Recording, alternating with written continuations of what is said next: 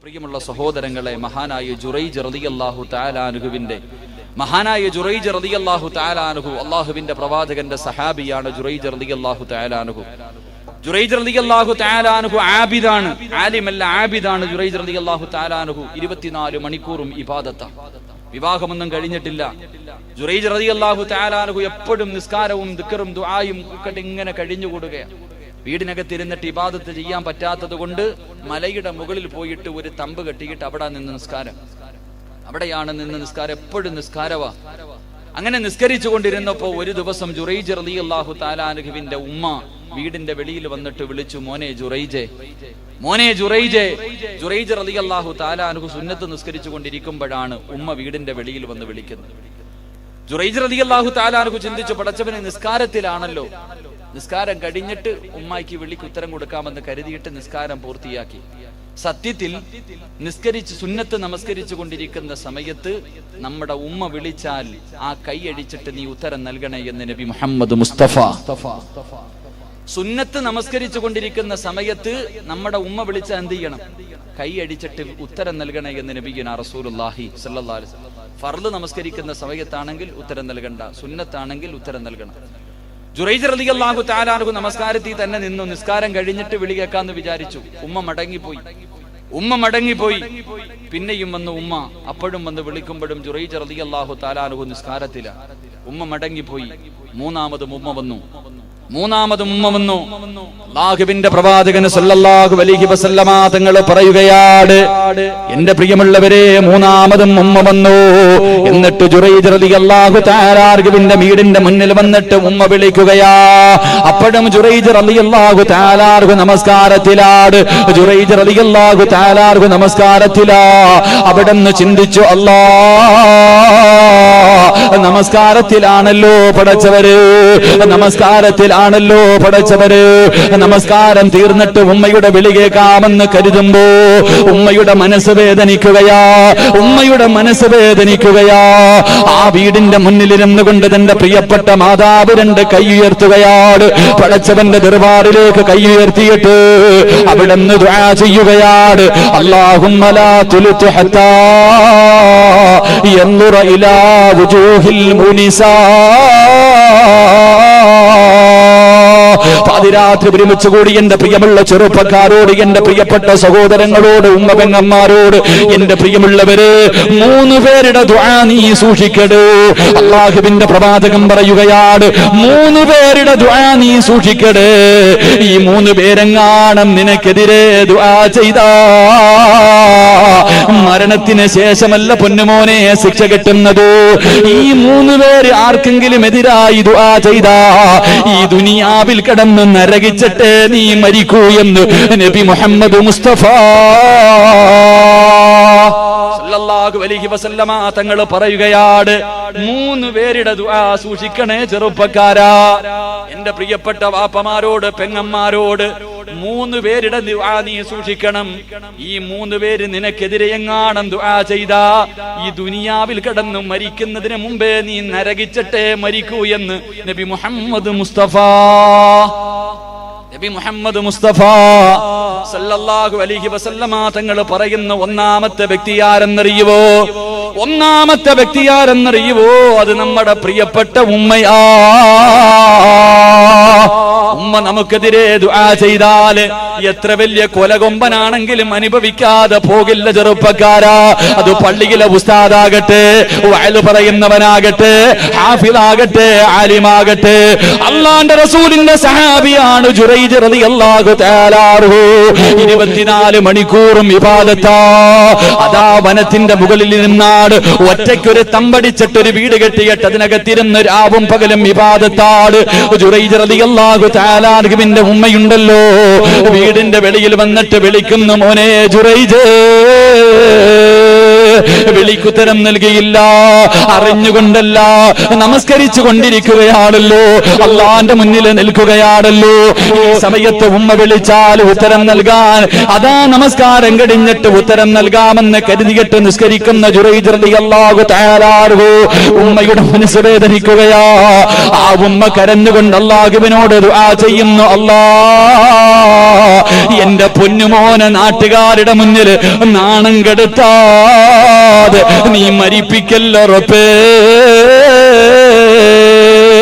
ആ ഉമ്മ അല്ലാഹുവോട് പറയുകയാ, ഇവനെ നാണം കെടുത്തരെ പടച്ചവരെ, ഇവനെ വ്യഭിചാര ആരോപണം നടത്തിയിട്ട് നാട്ടുകാരുടെ മുന്നിൽ നാണം കെടുത്താതെ എന്റെ പൊന്നുമോനെ ജുറൈജിനെ നീ മരിപ്പിക്കല്ല അല്ലാ. ഉമ്മ തന്റെ പൊന്നുമോന് എതിരായി ദുആ ചെയ്യുകയാ, ഉമ്മ തന്റെ പൊന്നുമോന് എതിരായി ദുആ ചെയ്യുകയാ. എന്റെ പ്രിയമുള്ളവരെ, ജുറൈജ് റളിയല്ലാഹു തആല അൻഹു 24 മണിക്കൂറും ഇബാദത്ത് ചെയ്തുകൊണ്ടിരിക്കുകയാണ്. ഒരു പെണ്ണുണ്ടല്ലോ ജുറൈജിനെ വഴിതെറ്റിക്കാൻ നോക്കുകയാ, ജുറൈജ് റളിയല്ലാഹു തആല അൻഹുവിനെ വഴിതെറ്റിക്കാൻ നോക്കുകയാ. എന്ത് ചെയ്തിട്ടും തെറ്റിലേക്ക് കൊണ്ടുപോകാൻ കഴിയുന്നില്ല. അവസാനം എന്റെ പ്രിയമുള്ളവരെ, ഒരു ദിവസം ജുറൈജ് റളിയല്ലാഹു തആല അൻഹുവിന്റെ വീടിന്റെ മുന്നില് ഒരു ചോരക്കുഞ്ഞിനെ കയ്യിൽ വെച്ചുകൊണ്ടൊരു പെണ്ണ് കടന്നു വരികയാ. ഒരു കുഞ്ഞിനെ കയ്യിൽ വെച്ചിട്ട് ജുറൈജ് റളിയല്ലാഹു തആല അൻഹുവിന്റെ വീടിന്റെ മുന്നിലേക്ക് വന്നിട്ട് അവിടുന്ന് പറയുന്നു, ജുറൈജിന്റെ വീടിന്റെ മുന്നിൽ വന്ന് കിടന്ന് ബഹളം വെക്കുകയാണ്. നാട്ടുകാർ മുഴുവനും ഒരുമിച്ച് കൂടി എന്തിനാണ് ഈ നല്ല മനുഷ്യന്റെ വീടിന്റെ മുന്നിൽ വന്ന് കിടന്ന് ബഹളം വെക്കുന്നതെന്ന് ചോദിക്കുമ്പോ ആ പെണ്ണ് പറയുകയാ, എന്റെ കയ്യിലിരിക്കുന്ന കുഞ്ഞുണ്ടല്ലോ, ഈ കുഞ്ഞിന്റെ വാപ്പ ജുറൈജാ, ഈ കുഞ്ഞിന്റെ വാപ്പ ജുറൈജാ.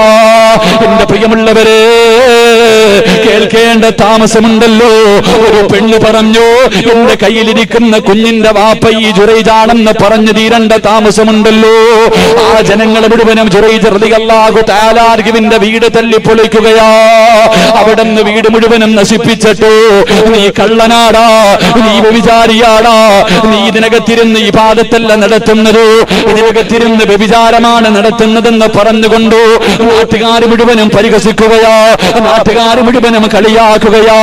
എന്റെ പ്രിയമുള്ളവരെ, അന്നും ഇന്നും അങ്ങനെ തന്നെയല്ലേ? എന്തെങ്കിലും കിട്ടിയാ അതിന്റെ സത്യം പോലും ഒരു മനുഷ്യനും നോക്കാറില്ലല്ലോ. ആഘോഷമല്ലേ ജുറൈജ് റളിയല്ലാഹു തആല അൻഹു നാട്ടുകാരുടെ മുന്നിൽ മുഴുവനും വ്യഭിചാരിയെന്ന് മുദ്രകുത്തപ്പെട്ട് നാണം കെട്ട് പരിഹസിച്ച് തല താഴ്ത്തി പിടിച്ചിട്ട് നിന്ന് കരയുകയാണ്.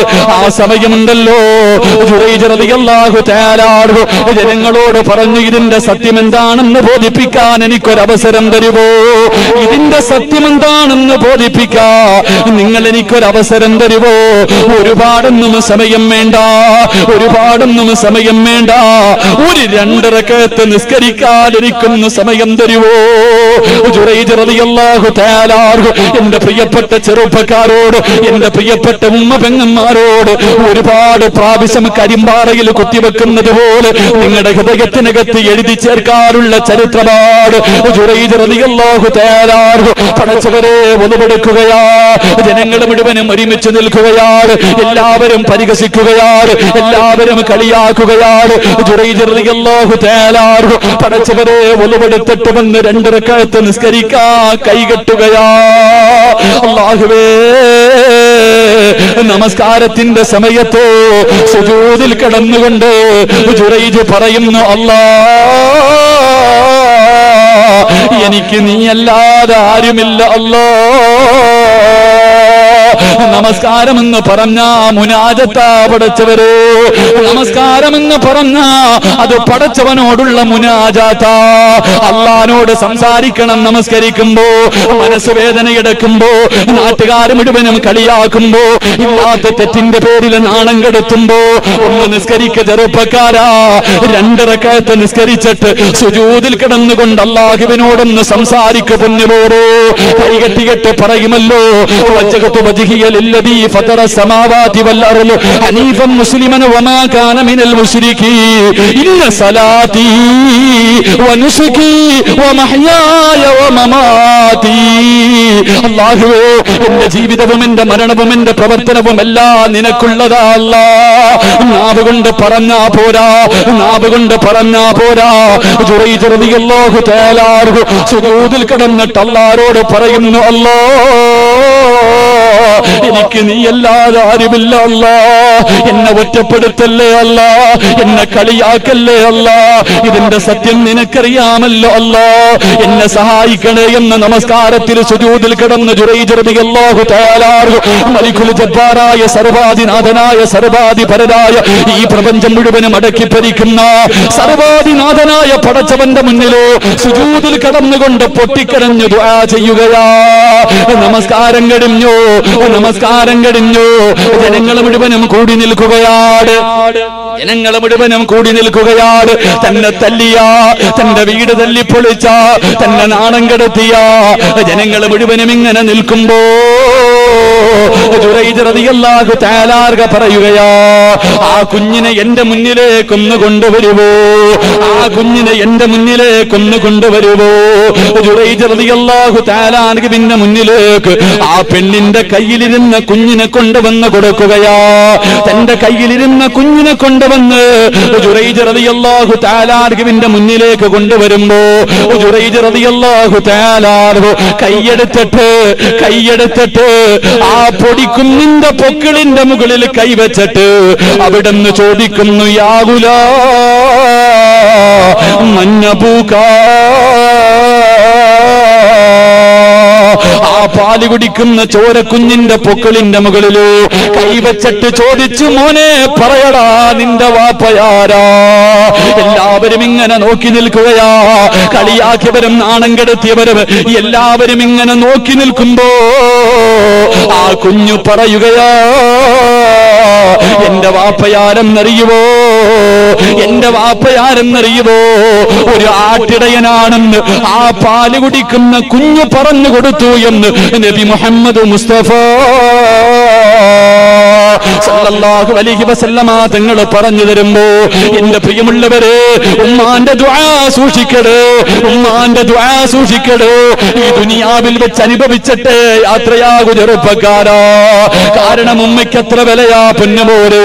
അള്ളാഹുവിന്റെ പ്രവാചകന്റെ മുന്നിലേക്ക് ഉമ്മയുടെ മനസ്സ് വേദനിപ്പിക്കുന്ന മക്കളുണ്ടല്ലോ, ഉമ്മാനെ തല്ലുന്നവരുണ്ടല്ലോ, ഒരു തൊലിവെളുപ്പുള്ളവളെ കിട്ടുമ്പോ ഉമ്മാനെ വൃദ്ധസദനത്തിൽ വലിച്ചെറിയുന്നവരുണ്ടല്ലോ. അള്ളാഹുവിന്റെ പ്രവാചകന്റെ മുന്നിലേക്ക് ഒരു സഹാബി കടന്നു വന്നിട്ട് അവിടുന്ന് ചോദിക്കുന്നു, യാ റസൂലല്ലാഹ്, അല്ലാഹുവിന്റെ നബിയേ, എന്റെ മാതാപിതാക്കളിൽ ആരോടാ നബിയെ ഏറ്റവും കൂടുതൽ എനിക്ക് കടമ? അല്ലാഹുവിന്റെ റസൂല് പറഞ്ഞു, നിന്റെ ഉമ്മയോടാ. രണ്ടാമതാരോടാ നബിയോ? നിന്റെ ഉമ്മയോടാ. മൂന്നാമതാരോടാ നബിയോ? നിന്റെ ഉമ്മയോടാ. നാലാമതാരോടാ നബിയോ? നിന്റെ വാപ്പയോടാ. നാലാമതാണ് വാപ്പയുടെ പേര് പറഞ്ഞത്. ആ സമയത്ത് ഈ സഹാബി ചോദിക്കുന്നു, യാ റസൂലല്ലാഹ്, 3 പ്രാവശ്യവും ഉമ്മയുടെ പേരാണല്ലോ പറഞ്ഞത്, അതിന്റെ കാരണം എന്തേ നബിയേ? അല്ലാഹുവിന്റെ റസൂല് പറയുകയാണ്, ഗർഭം ചുമന്നത് 10 മാസം തള്ളയാ, പ്രസവിച്ച വേദന തിന്നതും അവർ തന്നെയാ, പാലൂട്ടി നിന്നെ വളർത്തലും അവരോട്. ഈ 3 കാര്യം ഉപ്പയിൽ ഒഴിവാണ്. 9.5 മാസക്കാലം വയറ്റിൽ ചുമന്നുകൊണ്ട് നടന്നത് നിന്റെ ഉമ്മയാ മോനെ. അന്ന് ഹോസ്പിറ്റലില്ലല്ലോ. ഇന്ന് നിന്റെ ഭാര്യ ഗർഭിണിയാകുമ്പോ പൊന്നുപോലെ നീ നോക്കുമല്ലോ. നിന്റെ ഉമ്മ നിന്നെ ചുമന്നുകൊണ്ട് നടന്ന കാലമെന്ന് ഓർക്കുമോരെ. ഒന്ന് കിടക്കാൻ കഴിയുമോ? ഒന്ന് നടക്കാൻ കഴിയുമോ? വയറ് നിറച്ച് ഭക്ഷണം കഴിക്കാൻ കഴിയുമോ? 9.5 മാസക്കാലം നീ പ്രസവിച്ച നിന്റെ സ്വന്തം മോന് ഒരു 10 മിനിറ്റ് നിന്റെ കയ്യിൽ വെച്ചാ കൈ കിടക്കുമല്ലോ. നിന്റെ ഉമ്മ 9.5 മാസമാ ചുമന്നുകൊണ്ട് നടന്നത്. എന്നിട്ടോ മരണവേദനയുടെ വേദനയും എന്താ നിന്റെ ഉമ്മ പ്രസവിച്ചത്. ഉമ്മാൻ ഇന്നും നടുവേദന എന്തെന്നറിയുവോ? നിന്റെ ഉമ്മാൻ ഈ സമയത്തും പ്രായമായ നിന്റെ ഉമ്മ രോഗിയായി കിടക്കാനുള്ള കാരണം എന്തെന്നറിയുവോ? നിന്നെ പ്രസവിച്ചതാ ചെറുപ്പക്കാരാ. അല്ലാഹുവേ, മരണവേദന സഹിച്ചതും ഉമ്മ തന്നെയാണ്. 2 വയസ്സ് പൂർത്തിയാകുന്നത് വരെ പട്ടിണിയാണെങ്കിലും രോഗം പിടിച്ചു കിടന്നാൽ നോമ്പ് പിടിച്ച് കിടന്നാൽ എഴുന്നേക്കാൻ വയ്യാതെ കിടക്കുന്ന ഉമ്മയും തന്റെ കുഞ്ഞൊന്ന് കരഞ്ഞാ ഉമ്മാന് സഹിക്കില്ലല്ലോ, വാരിയെടുത്തിട്ട് പാല് തരുവല്ലോ. എന്റെ പ്രിയമുള്ളവരെ, ഉമ്മാന്റെ ദുആ സൂക്ഷിച്ചോ. ഉമ്മമാരോട്, എന്റെ പ്രിയപ്പെട്ട ഉമ്മമാരോട് പറയുകയാ, മക്കളെ ശപിക്കല്ലേ ഉമ്മ. ദേഷ്യം വരുമ്പോ, മക്കൾ എന്തെങ്കിലും തെറ്റ് ചെയ്യുമ്പോ എന്റെ ഉമ്മമാര് ശപിക്കുമല്ലോ. ഇവൻ മുടിഞ്ഞു പോകട്ടെ, ഇവൻ നശിച്ചു പോകട്ടെ, ഇവന്റെ മയ്യത്ത് നടുറോഡിൽ നിന്ന് തുടച്ചെടുക്കട്ടെ എന്ന് ശപിക്കല്ലേ ഉമ്മ. അല്ലാഹുവേ, ഒരു ദേശത്തിന്റെ പേരിൽ നീ ശപിച്ചു കഴിഞ്ഞാ നാളെ നിന്റെ മക്കൾ കിടന്ന് അനുഭവിക്കുന്നത് കാണേണ്ടി വരുമല്ലോ. അതുകൊണ്ട് എന്റെ പ്രിയമുള്ളവരോട് അല്ലാഹുവിന്റെ റസൂല് പറയുകയാ, 3 പേരുടെ ദുആ നീ സൂക്ഷിക്കടേ, 3 പേരുടെ ദുആ നീ സൂക്ഷിക്കടേ. ഒന്നാമത്തേത് നിന്റെ ഉമ്മയുടെ ദുആയാണെന്ന് നബി മുഹമ്മദ് മുസ്തഫ സല്ലല്ലാഹു അലൈഹി വസല്ലം. അല്ലാഹു നമ്മുടെ ഉമ്മമാർക്ക്, മരണപ്പെട്ടവരുടെ ഖബർ അല്ലാഹു വിശാലമാക്കുമാറാകട്ടെ. ജീവിച്ചിരിക്കുന്നവർക്ക് അല്ലാഹു ആഫിയത്തും ദീർഘായുസ്സും നൽകി അനുഗ്രഹിക്കുമാറാകട്ടെ. ഉമ്മമാര് ദേഷ്യം വരുമ്പോ വാപ്പമാരും ഉമ്മമാരും കണക്കാ.